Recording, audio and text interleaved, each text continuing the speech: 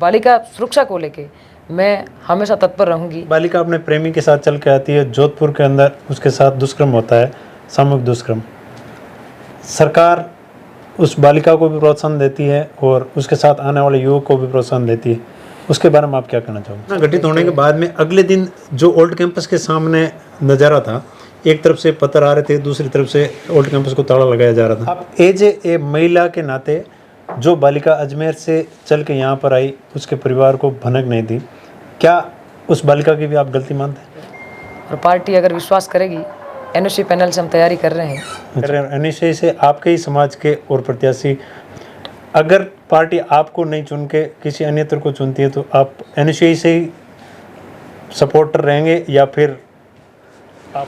दोस्तों, जोधपुर जयनारायण व्यास विश्वविद्यालय के छात्र संघ के चुनाव नज़दीक हैं और इसके अंदर बहुत सारे प्रत्याशी जो हैं अब चुनाव प्रचार में लग गए। हालांकि टिकट बंटना और कौन प्रत्याशी किस पद से चुनाव लड़ेगा ये निर्णय अभी बहुत दूर है, लेकिन इसी भागदौड़ में लगी हुई ज्ञानोदय चौधरी हमारे साथ हैं। तो आइए इनका परिचय लेके इनसे जानने का प्रयास करते हैं कि ये किन लक्ष्यों के साथ चुनाव लड़ रहे हैं। नमस्कार जी। नमस्कार सर। ज्ञानोदय जी, आप किस फैमिली बैकग्राउंड से बिलोंग करते हैं? देखिए सर, सबसे पहले तो मैं आपका धन्यवाद ज्ञापित करती हूँ कि आप इस चैनल के माध्यम से हमारा ये इंटरव्यू दर्शकों को दिखा रहे हैं। जी। मैं एक आम किसान परिवार से बिलोंग करती हूँ। किस क्षेत्र से हैं आप? मैं बाड़मेर जिला है मेरा और बायतू गाँव में। पिताजी क्या काम करते हैं?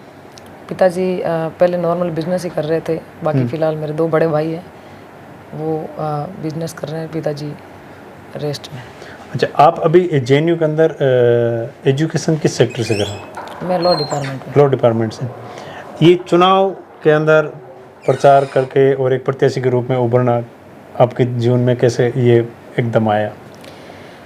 देखिए सर, मैं लड़की हूँ और मुझे कहीं न कहीं लगा जयनारायण व्यास विश्वविद्यालय में जो लड़कियों की एक राजनीति में भागीदारी जो रहनी चाहिए वो मुझे देखने को बहुत कम मिली। तो मुझे लगा कि मुझे आगे आकर छात्राओं की जो राजनीति में एक भागीदारी सुनिश्चित होनी चाहिए वो मुझे करनी है।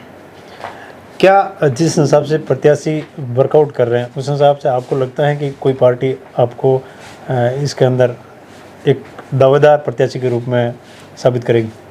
देखिए सर, मैं तो मेहनत में विश्वास करती हूँ और मेरी मेहनत जारी है धरातल पे, और पार्टी अगर विश्वास करेगी, एनओसी पैनल से हम तैयारी कर रहे हैं।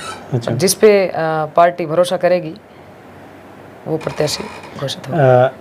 एनओसी से आप तैयारी कर रहे हैं, एनओसी से आपके ही समाज के और प्रत्याशी जैसे दीपक जी जाखड़ हैं वो भी मतलब दमखम लगाए हुए हैं? देखिए सर, जो उम्मीदवार चुनाव लड़ना चाह रहे हैं वो तो सारे अपनी अपनी मेहनत करेंगे।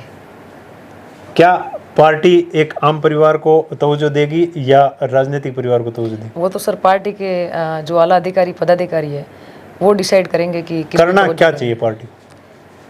देखिए सर, वो तो पार्टी एक रिव्यू ले स्टूडेंट से और वो पदाधिकारी है वो डिसाइड करे कि पार्टी को एक पॉजिटिविटी के साथ कैसे आगे बढ़ाया जा सके, उसके लिए कौन सा डिसीजन उनके लिए उचित रहता है वो डिसीजन वो लेगी, वो हमें स्वीकार है। अगर पार्टी आपको नहीं चुन के किसी अन्यत्र को चुनती है तो आप एनओसी से ही सपोर्टर रहेंगे या फिर आप चुनाव लड़ेंगे किसी भी अन्य पैनल से? वो तो सर उस समय की परिस्थितियाँ ही तय करेगी कि हमें क्या करना होगा। अब आपकी क्या विजन है? अगर आप चुनाव लड़ते हैं तो बच्चों के लिए आप क्या करेंगे? देखिए सर, हमने तो पहले भी छात्र छात्राओं की, विश्वविद्यालय विद्यार्थियों की मांगों को हमेशा उठाया है और काफ़ी हद तक काम करवाए भी है। जैसे फिजिकल एजुकेशन की कक्षाएं जो नया परिसर के विद्यार्थी है उनकी भी पुराना परिसर में लगती है, जिनको एक क्लास अटेंड करने के बाद में फिजिकल एजुकेशन की क्लास होती है तब वहाँ से ओल्ड कैंपस आना पड़ता है। तो उसको भी हमने वीसी साहब को ज्ञापन देके और उस मांग को हमने मनवाया है कि वीसी साहब ने हमें आश्वस्त किया है कि जब भी नए छात्र से जो क्लासें लगेगी तो वो फिजिकल एजुकेशन की कक्षा हैं वो न्यू कैंपस के विद्यार्थी हैं उनकी न्यू कैंपस में लगेगी और ओल्ड के विद्यार्थी है उनकी ओल्ड में लगेगी। और भी बहुत सारे जैसे खेल मैदानों का जो पुनर्निर्माण और साफ़ सफाई का कार्य है वो भी जैसे ही नया छात्र शुरू होगा तो उसके लिए भी वो कार्य प्रगति पे है, चल रहा है और न्यू कैंपस में हमारा एक जिम्नेजियम हॉल है जो जो गेम है टेबल टेनिस है या फिर बैडमिंटन है, इनके लिए जो बना हुआ है उसका भी पुनर्निर्माण करवाने की जो हमारी मांग थी उस पर भी आश्वस्त हमें किया गया और उसका पुनर्निर्माण का कार्य शुरू हो गया है। वो जल्द ही नया छात्र शुरू होगा, उससे पहले उसको भी शुरू कर दिया जाएगा। और उसके अलावा भी खूब सारे जो मुद्दे हमने विश्वविद्यालय प्रशासन के आगे रखे और वो लगभग उन सब में हम आश्वस्त है। अभी जो रोड लाइटिंग का कार्य चल रहा है वो भी हमारे द्वारा एक ज्ञापन दिया गया था और ये मांग उठाई गई थी कि विश्वविद्यालय के अंदर बालिकाओं का छात्रावास है जो विश्वविद्यालय मुख्य द्वार से कम 1 किलोमीटर की दूरी पे स्थित है और वो जो मेन रोड है उनकी मेन रोड पे लाइटें जो काफ़ी समय से बंद पड़ी थी उसका भी कार्य चल रहा है। 4-5 दिन हो गए और वो लगभग 2-3 दिन में पूर्ण हो जाएगा। उसके अलावा सिक्योरिटी गार्ड है और पुलिस प्रशासन का जाब्ता, विश्वविद्यालय विद्यार्थियों को सुरक्षा कैसे प्रदान की जाए उसके लिए हम कटिबद्ध है और उसका कार्य जो जारी है, प्रगति पे चल रहा है, जल्दी पूरा हो जाएगा। केन कॉलेज जोधपुर के अंदर बालिका शिक्षा के लिए सबसे अच्छा विद्यालय माना जाता है, लेकिन उसकी जो मौजूदा कंडीशन है क्या बालिका शिक्षा के लिए उपयुक्त हैं वो? नहीं सर, लगभग उपयुक्त है और अगर कोई कमियां रह रही हैं तो उसका भी हम समाधान विश्वविद्यालय प्रशासन के साथ मिल बैठ के उसका पूरा समाधान करवाने की पूरी कोशिश करेंगे। बालिका सुरक्षा के लिए आप क्या करना चाहिए? देखिए सर, बालिका सुरक्षा को लेके तो मैंने अभी आपको बात बताई थी कि बालिका सुरक्षा को लेके विश्वविद्यालय के अंदर जो छात्रावास है उसमें गार्ड पहले 2 महीने से नहीं थे, उनको भी फिर से हमने नियुक्त करवा दिया गया है। पुलिस प्रशासन के कर्मचारी सिपाही है जो विश्वविद्यालय के मुख्य द्वार है उन पे डे एंड नाइट ड्यूटी कर रहे हैं। उसके अलावा जो रोड लाइटिंग की जो व्यवस्था, रोड लाइटिंग बंद पड़ी थी उसको भी सुचारू रूप से हमने चालू करवाने का कार्य शुरू कर दिया गया। बालिका सुरक्षा को लेके मैं हमेशा तत्पर रहूँगी। मुझे 1% भी लगेगा कि यहाँ पे मेरी बहनें असुरक्षित है, वहाँ पे मैं सुरक्षा के प्रबंधन खड़े करवाने का पूरा प्रयास करूँगी। अजमेर से एक बालिका अपने प्रेमी के साथ चल के आती है, जोधपुर के अंदर उसके साथ दुष्कर्म होता है, सामूहिक दुष्कर्म। सरकार उस बालिका को भी प्रोत्साहन देती है और उसके साथ आने वाले युवक को भी प्रोत्साहन देती है, उसके बारे में आप क्या कहना चाहोगे? देखिए सर, वो घटना जो विश्वविद्यालय परिसर में घटित हुई वो निंदनीय है और उसकी मैं कड़े शब्दों में निंदा करती हूँ। वहाँ पे कहीं न कहीं विश्वविद्यालय प्रशासन की भी कमजोरियाँ रही, जिसकी वजह से जो विश्वविद्यालय की दीवारें टूटी फूटी है उनका पुनर्निर्माण करवाने के लिए हमने बहुत बार विश्वविद्यालय कुलपति महोदय को ज्ञापन भी दिए थे कि विश्वविद्यालय के जो छात्र छात्राओं की सुरक्षा है उसको आप ध्यान में रखें। वो कहीं न कहीं कमजोरी रही, उसकी वजह से वो घटना घटित हुई। तो आगे से ऐसी घटनाओं की पुनरावृत्ति नहीं हो, इसके लिए विश्वविद्यालय प्रशासन के साथ हमारा जो कार्य है वो पूर्ण रूप से हम आश्वस्त है कि जल्द ही जो भी सुरक्षा के प्रबंधन है उस पर कार्य पूर्ण किया जाएगा। आप एज ए महिला के नाते जो बालिका अजमेर से चल के यहाँ पर आई उसके परिवार को भनक नहीं दी, क्या उस बालिका की भी आप गलती मानते हैं? देखिए सर, मैं तो उसकी बहुत बड़ी गलती मानती हूँ कि मेरी बहनों को मैं इस मीडिया चैनल के माध्यम से जो सुन रही है उनको सबको कहना चाहती हूँ कि ऐसी कभी भी नौबत आ जाए कि आपकी शादी की बात हो, जो लड़का पसंद है, ये सब बातें आप अपने पेरेंट्स के आगे रखें। पेरेंट्स के आगे शेयर नहीं कर सकते हैं तो अपनी मित्र हो या फिर जो भी रिलेशन में आप जिनको मानते हैं कि उनके आगे मैं शेयर कर सकती हूँ उसके आगे शेयर करें। और अपना जो परिवार, पेरेंट्स जो डिसीज़न लेता है अपने लिए, वो अपने बच्चों के लिए कभी डिसीज़न गलत नहीं लेते।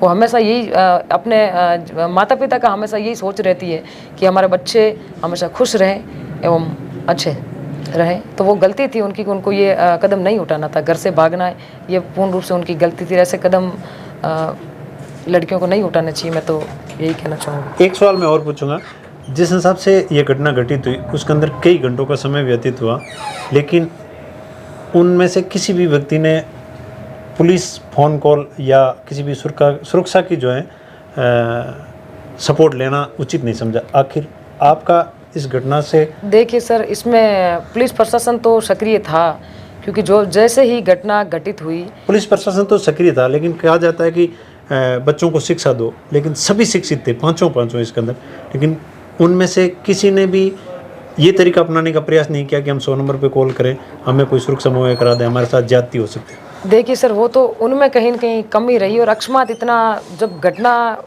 किसी के साथ में घटित हो जाती है उस समय अकस्मात इतना दिमाग नहीं चलता कि उन्हें क्या करना होता है। और शायद वो अगर पुलिस का सहारा ले लेते तो ये घटना घटित नहीं भी होती, या फिर वो उनके साथ क्या परिस्थितियाँ बीती होगी वो तो सर वही बता पाएंगे, क्योंकि हमारी इतनी उनसे मुलाकात हुई नहीं कि उस समय उनका क्या परिस्थितियाँ उनके साथ में थी और कैसे वो कॉल नहीं कर पाए। ऐसी कभी भी घटना अगर असुरक्षित अपने को महसूस अपने को लग रहा है कि असुरक्षित महसूस कर रहे हैं तो पुलिस प्रशासन का सहारा सबसे पहले लेना चाहिए। सरकार ने अपने को हेल्पलाइन, पुलिस हेल्पलाइन नंबर जो दे रखे हैं तो उनको कहीं न कहीं अपने को उपयोग में करना चाहिए। ये घटना घटित होने के बाद में अगले दिन जो ओल्ड कैंपस के सामने नज़ारा था, एक तरफ से पत्थर आ रहे थे, दूसरी तरफ से ओल्ड कैंपस को ताला लगाया जा रहा था, उसके बारे में आप क्या कहना चाहोगे? सर मैं वहाँ पे मौजूद नहीं थी तो मुझे उसकी लंबी जानकारी नहीं है।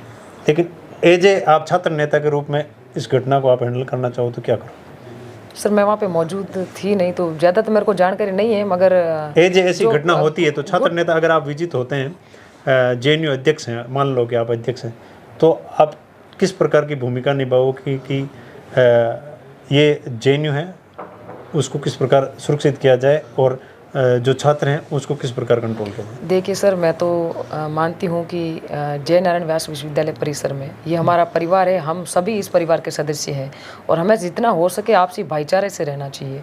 किसी पे भी टीका टिप्पणी करना या फिर किसी को एक गुटबाजियों में बंटना, ये सब एक विश्वविद्यालय परिवार के लिए सही बात नहीं है।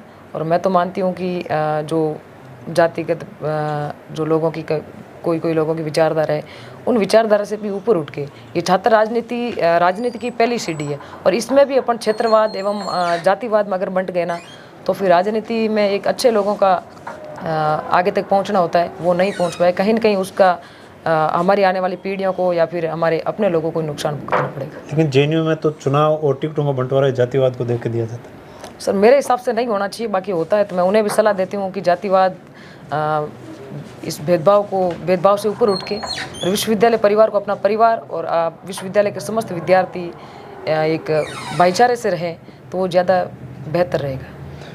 विद्यालय का समस्त परिवार एक भाईचारे से रहे और एक साथ लड़े। ये अमूमन देखा जाता है कि जब भी राजनीतिक पार्टी टिकट देती है तो जातीय एंगल सबसे पहले देखती है। हमारे साथ थे ज्ञानोदय जी चौधरी जो छात्र संघ चुनाव नज़दीक हैं और एक प्रत्याशी के रूप में अपना प्रचार कर रहे हैं। आप लोगों का क्या कहना है, इनका विद्यालय क्षेत्र से किस प्रकार इनका लगाव रहा है और किस प्रकार इन्होंने छात्र संघ को और छात्र जो हैं उनको सपोर्ट रहा है, ज़रूर कमेंट के माध्यम से बताएं। और आपने अपना कीमती टाइम दिया, आपका बहुत बहुत धन्यवाद। सर आपका भी बहुत बहुत धन्यवाद। आपको शुभकामनाएं देती हूँ कि आपका चैनल हमेशा प्रगति पथ पर अग्रसर रहे। और आपको भी हार्दिक शुभकामनाएं कि आप इस चुनाव के अंदर अच्छा प्रदर्शन करें और आपको बहुत बहुत धन्यवाद सर। मैं आपको भोजपुरी फिर हाजिर हूँगा, तब तक के लिए जय हिंद, जय भारत।